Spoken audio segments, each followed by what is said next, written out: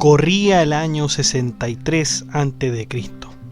Uno de los textos más controvertidos de Marco Tulio Cicerón es este que vamos a ver, In Catilinam, o en español, o un intento, ¿no es cierto?, de traducir esto en español, Catilinarias. Es un texto que logró, por una parte, revelar el aspecto oscuro y corrupto que se vivía en la República Romana.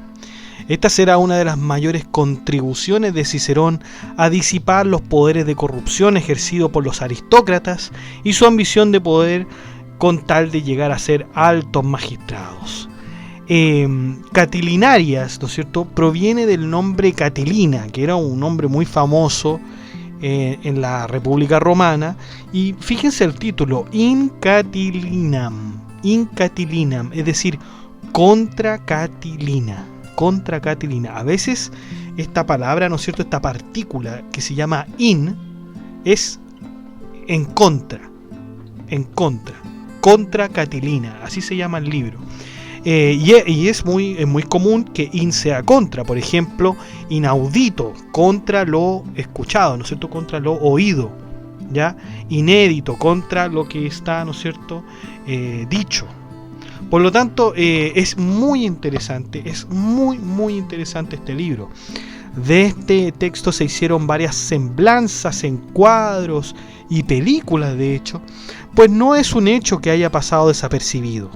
Si bien esta fue una acción valiente por parte del orador Cicerón, también debemos decir que le costará caro rebelarse contra sus enemigos, sobre todo como lo vamos a ver al final de su vida.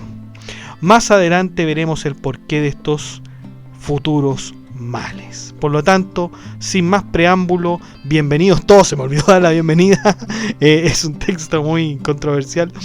Bienvenidos todos a Filosofía Apuntes. Vamos a ver entonces In Catilinam, contra Catilina o Catilinarias. Cabe destacar, chicos, que este es el primer caso de populismo en la historia. Bueno, al menos es el primer caso de populismo que yo conozco, que hemos visto, ¿no es cierto?, a lo largo de estos podcasts. El primer caso de populismo. Quizás hay alguno más, quizás hay algún personaje griego que haya sido populista, ¿no? Si usted lo sabe, bueno, póngalo ahí en la caja de comentarios para que nos enteremos todos.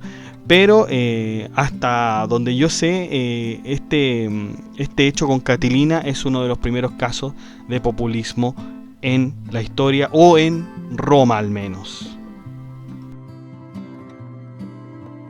Bueno, ¿por qué Cicerón habla de este personaje, ¿no es cierto?, que se llama Catilina? Primero tenemos que ponernos en contexto.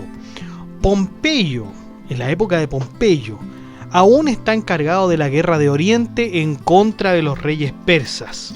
Las discusiones entre Mario y Sila han acabado, pero sigue habiendo mucha corrupción y soborno.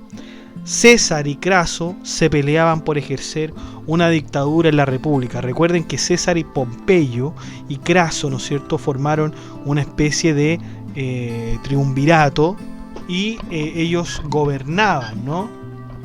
¿Qué es un triunvirato? Es un gobierno de 3 personas. En este caso, Cneo Pompeyo Magno, Cayo Julio César y Marco Licinio Craso. ¿Por qué lo conocemos como Pompeyo, César y Craso? ¿No es cierto? Estos 3 personajes gobernaban y se peleaban el uno al otro.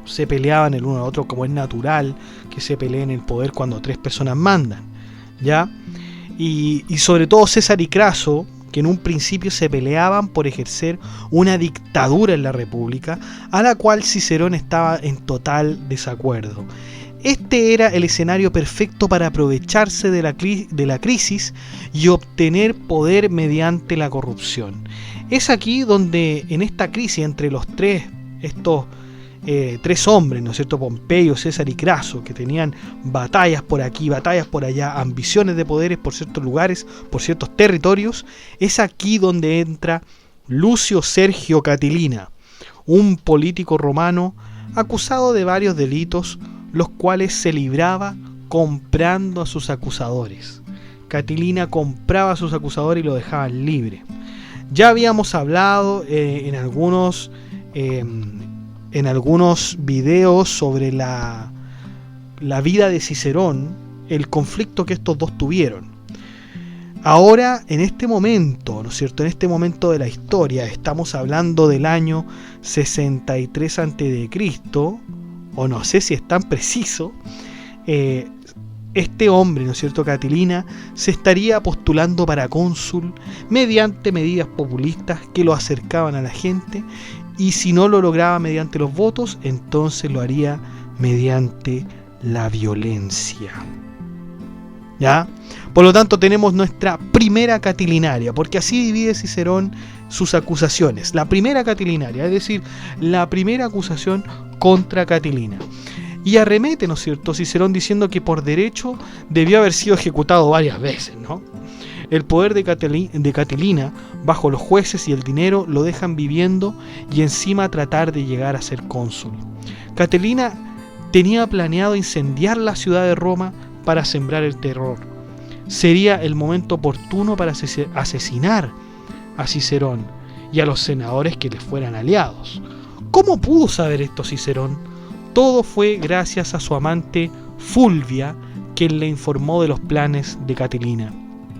De hecho, Catilina mandó a sus secuaces a matar al orador, a Cicerón, pero este no les dejó entrar a su casa, poniendo más defensores para que ni se acercaran, ¿no? En tiempos de Sila, el dictador Sila, recordemos, Catilina aprovechó las proscripciones que había hecho Sila, que se hicieron, y asesinó a sus adversarios, incluyendo a su propio hermano y a su propio cuñado. Es decir, Catilina, ¿no es cierto?, le decía a Sila, mira, podrían matar a esto. También fue acusado de concusión cuando estuvo en África, donde se salvó comprando a los jueces con oro.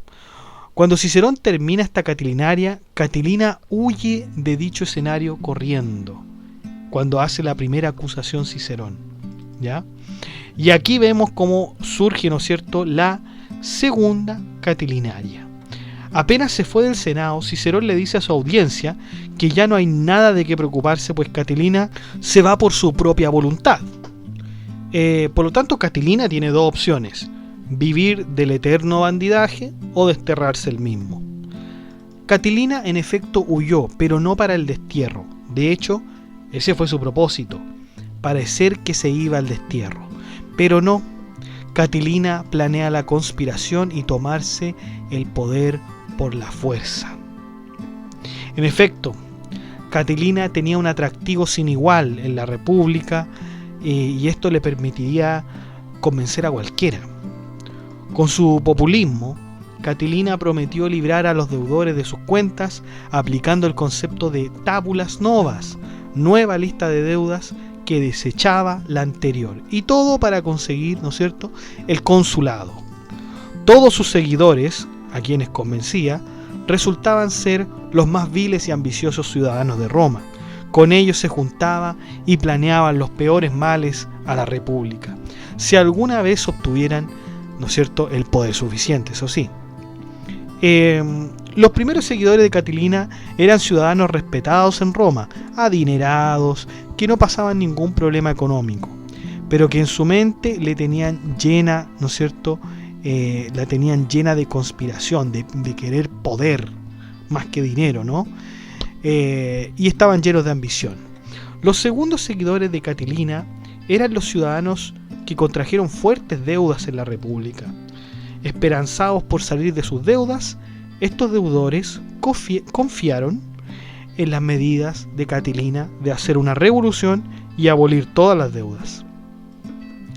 Los terceros seguidores de Catilina eran los ciudadanos veteranos de guerra que provenían, ¿no es cierto?, del mandato de Sila. ¿Ya? Sila había dado tierra y dinero a los antiguos soldados que habían combatido para él. Estos veteranos quieren volver a los tiempos de Sila, y con la ilusión de que todo pueda estar bajo control como les prometió Catilina, ¿no es cierto? Los cuartos seguidores de Catilina eran aquellos ciudadanos que tenían deudas solo recientemente, y en la desesperación de abolir sus deudas recurren a Catilina para no volver a sufrir más. Y los quintos seguidores de Catilina eran aquellos dedicados al sicariato y a la criminalidad. Derechamente son los ladrones y asesinos que Catilina pudo reunir y convencer.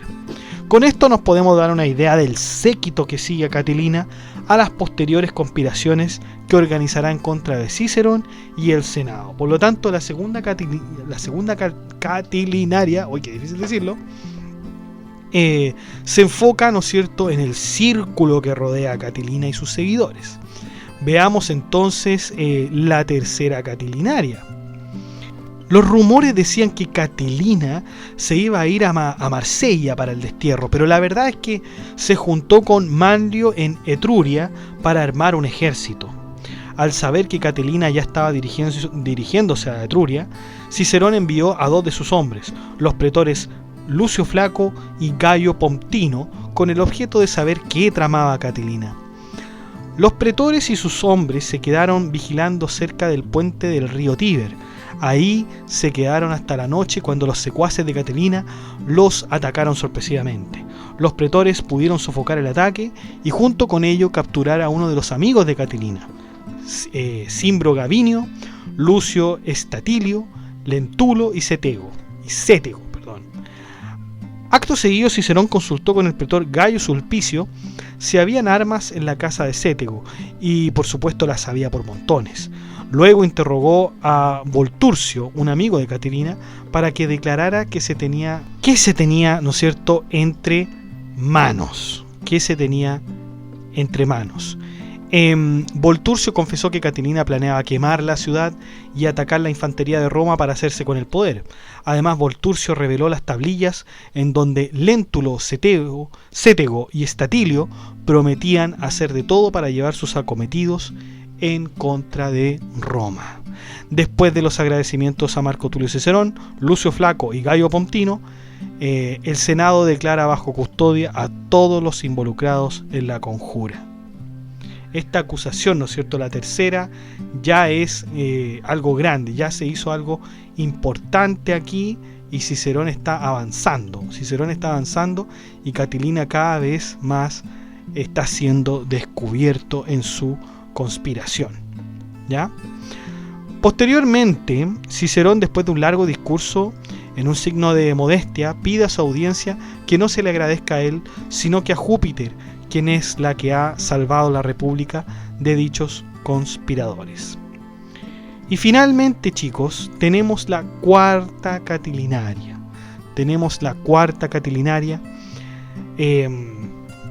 Donde, una vez que los conspiradores están en prisión, una cuestión nueva viene a la palestra, pues, ¿qué hacer con ellos? Corren rumores de que estos condenados han llamado a sus familiares y amigos para atacar la cárcel y ponerlos en libertad. Cicerón se quiere adelantar y llama a los senadores en el Templo de la Concordia para decidir qué hacer con estos. Julio César optaba por la vía de la clemencia e incluso logró convencer a varios de los senadores para que no los ejecutaran. Es en este momento en que Cicerón pronuncia su cuarta catilinaria. Cicerón apela a las ya tomadas decisiones que hizo el Senado con condenar a estos a una custodia. Se elogió a Cicerón por descubrir esta conspiración y por lo tanto se debería proceder bajo la lógica de no liberarlos. Hasta el momento hay 2 decisiones claras. Una es la de Décimo Silano, quien opina que deben ser castigados con la muerte, y Julio César, quien dice que se deben castigar, pero no con la muerte. Silano dice, no pueden estar ni un minuto más respirando el aire de los romanos. Y César dice, la muerte es una capacidad de los dioses inmortales para hacer descansar al individuo de las fatigas y dolores.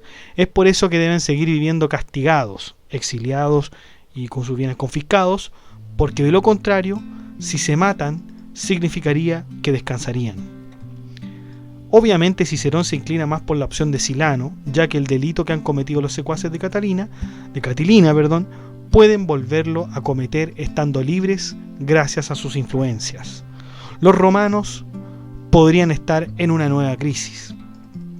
Probablemente, al estar liberados de la muerte, podrían cometer nuevos crímenes y conspiraciones con la República. Cicerón pronuncia su discurso con una actitud tal que hace que los senadores voten a favor de la pena de muerte para los conspiradores. Y esto hace que la brecha entre Julio César y Marco Tulio Cicerón se haga más grande, que se peleen, ¿no es cierto? Es decir, que ya no hay ninguna posibilidad de que fueran amigos, ¿no? En todo caso, ellos eran de partidos distintos.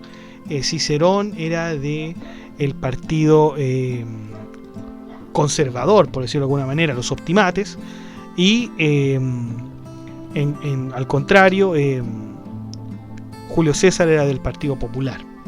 ¿Ya? Es increíble la cultura que rodea esta escena de Catilina y Cicerón. Es increíble, chiquillos, es increíble. A mí me encanta estos símbolos, esta sublimación de todas estas cosas, porque fíjense que hay un cuadro muy conocido, de un pintor llamado Macari.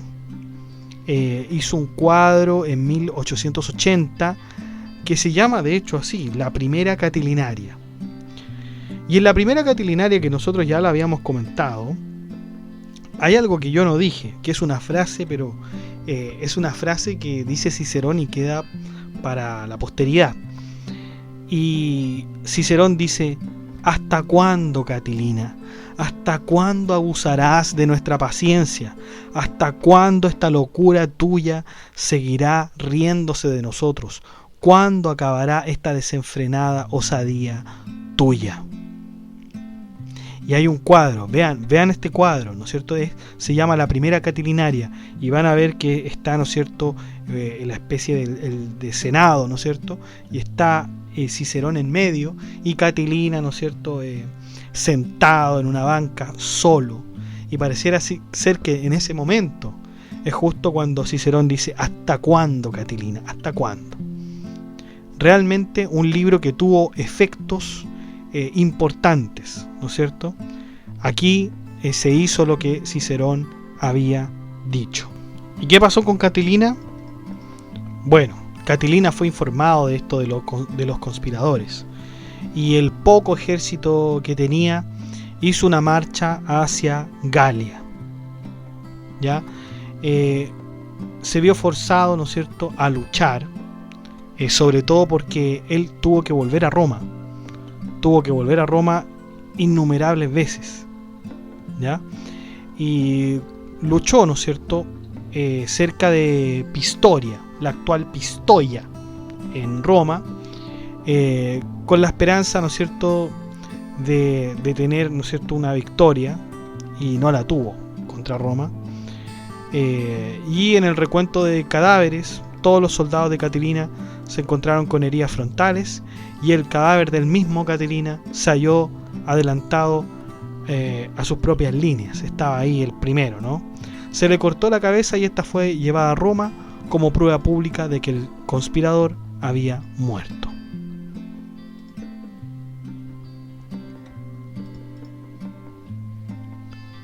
Bueno, chicos, y eso ha sido todo. Muchas gracias por escuchar este podcast. Den like, comenten, suscríbanse, que estén muy bien. Acceda a toda esta información escrita en la descripción del video, donde está el blog. Que estén muy bien. Chao.